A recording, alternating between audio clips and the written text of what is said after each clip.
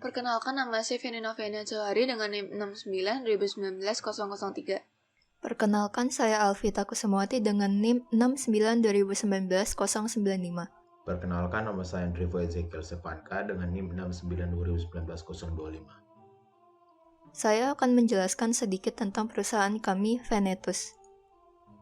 Perusahaan yang akan kami buat adalah perusahaan game digital dengan nama Venetus. Venetus ini memiliki arti warna laut biru yang dalam. Di dalam perusahaan ini kami akan membuat game digital berupa game RPG. Akan ada beberapa genre yang akan kami pakai di perusahaan kami seperti puzzle, adventure, dan mystery horror. Kami ingin membentuk perusahaan game yang dapat menghasilkan game yang menarik perhatian para remaja dan game yang menantang. Untuk game pertama yang akan kami keluarkan, kami merencanakan game adventure horror dengan beberapa konten edukasi mengenai literasi bahasa Indonesia. Berikut adalah goals perancangan game yang kami buat. Karena ada banyaknya game adventure yang cukup terkenal, kami memiliki ide dan rencana untuk membuat suatu story yang unik dan juga menarik. Fokus utama game kami nantinya akan membuat story dan juga plot twist yang mengejutkan dan dapat menarik perhatian para remaja. Game yang akan kami keluarkan akan memfokuskan target ke anak berumur 13 tahun ke atas dan beberapa adegan akan ada darah. Karena akan ada kedipan lampu dan jump scare, maka kami tidak menyarankan untuk dimainkan oleh pemain yang memiliki epilepsi dan penyakit jantung. Berikut adalah timetable pembagian tahap pengerjaan game kami. Pada bulan Februari, kami sudah melakukan tahap dari pengumpulan data statistik sampai perancangan di RPG Maker. Dengan progres pada minggu pertama pengumpulan data statistik 100% dan kuesioner dan wawancara 100%. Minggu kedua, kami sudah melakukan analisa dan konsep game pembuatan art dengan progres analisa 100% dan progres pembuatan art 45%. Dilanjut minggu ketiga dan keempat, masih membuat art dan perancangan di RPG Maker dengan progres masih 20%. Kemudian pada bulan Maret, kami mengalami sedikit keterlambatan saat melakukan tahap perancangan di RPG Maker yang harusnya selesai pada minggu pertama bulan Maret. Namun dikarenakan tahap-tahap selanjutnya masih dapat kita kerjakan bersama dengan perancangan, maka kami memperpanjang waktu perancangan di RPG Maker sampai minggu kedua bulan April. Sekarang saya akan membaca game desain dokumen. Konsep game permainan kami adalah akan berfokus kepada kampus yang perlahan-lahan ketika player melewati story-nya, yang diawali dari Zia bersama temannya di ruang kelas, kemudian dengan banyaknya kejadian aneh dalam lampu kemudian berlanjut dengan keanehan yang seperti dadakan mati lampu, suara-suara aneh sekitar mereka.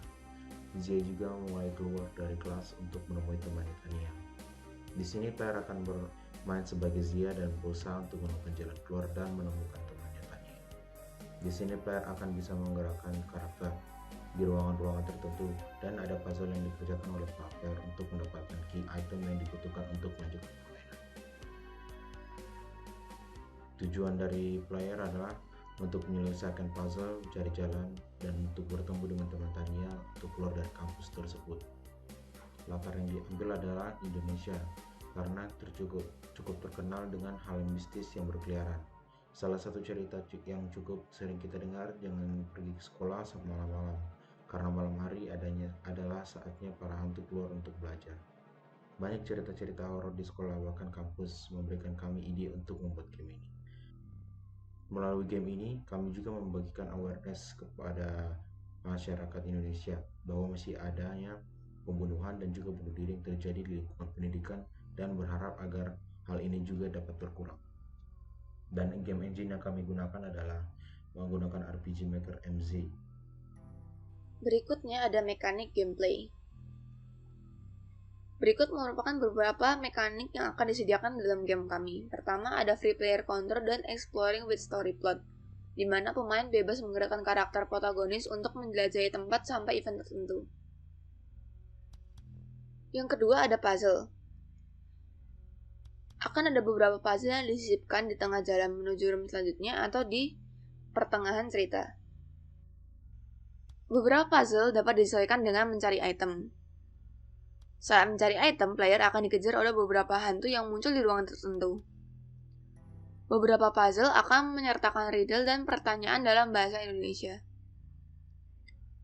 Di sini akan ada beberapa aksi yang akan men-trigger suatu event di dalam game. Permainan akan berakhir jika pemain berhasil bertemu dengan Tanya. Berikut merupakan beberapa kontrol yang ada di permainan kami. Berikutnya saya akan menjelaskan tentang jenis-jenis puzzle yang ada di permainan kami. Puzzle yang pertama adalah player harus menemukan item untuk diberikan kepada NPC. Yang kedua adalah riddle, di mana player harus memecahkan teka-teki dalam bahasa Indonesia. Dan yang ketiga adalah environmental clues puzzle, di mana player harus melihat keadaan ruangan untuk menemukan jawaban dari puzzle tersebut. Berikut adalah kelebihan, kekurangan, dan keunikan. Kelebihan dari permainan kami adalah game horor yang berasal dari Indonesia dengan memberikan puzzle berbahasa Indonesia. Puzzle ini dapat membantu orang untuk belajar merasakan ketegangan permainan. Kekurangan dari game ini adalah karena kami berfokus menggunakan RPG Maker MZ, maka permainan aset akan terbatas. Puzzle akan dibuat cukup simpel karena waktu yang terbatas juga. Dan yang terakhir, keunikan yang game ini punya adalah game horor yang memberikan puzzle berbahasa Indonesia. Hal ini dilakukan untuk membuat para pemain belajar sebagai menikmati horor yang kami buat. Keunikan dari game kami adalah game horor yang memberikan puzzle-puzzle berbahasa Indonesia. Hal ini dilakukan untuk membuat para pemain belajar selagi menikmati game horor yang telah kami buat. Kalangan Indonesia juga bisa merasakan game horor yang bernaratif yang biasanya hanya ada dalam bahasa Inggris dan bukan bertema Indonesia. Berikut adalah aset untuk karakter space dan items. Berikut adalah aset untuk karakter desain. Dan yang terakhir adalah aset untuk background yang kami pakai dalam game.